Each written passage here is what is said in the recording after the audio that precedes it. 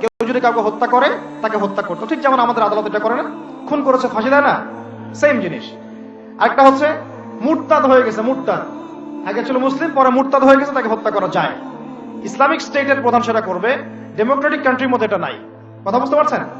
এটা থাকবে ইমাম মাহাদির যুগে ইনশাআল্লাহ, এটা থাকবে ঈসা ইবনে মারইয়ামের যুগে, এটা ছিল ওমর রাদিয়াল্লাহু আনহুর যুগে ইসলামী খেলাফার সময়, এখন নাই। আচ্ছা, তবে তাদের বাঁচার সুযোগ আছে, তাদের বেঁচে থাকার সুযোগ আছে। মনে করেন কেউ কাউকে হত্যা করেছে, এসে পরিবারবর্গকে বলছে যে আমার ভুল হয়ে গেছে, আমাকে মাফ করে দেন, আমি আপনার সন্তানকে হত্যা করেছিলাম, আমি মুক্তিপণ রক্তপণ দিতে রাজি আছি। এখন যদি পিতা মাতা বলে ঠিক আছে রক্তপণ দিয়ে দাও, আমরা মাফ করে দিলাম, তাহলে এর বাঁচার অধিকার আছে, বেঁচে থাকতে পারবে। বুঝতে পারছি আমি? অপশন আছে।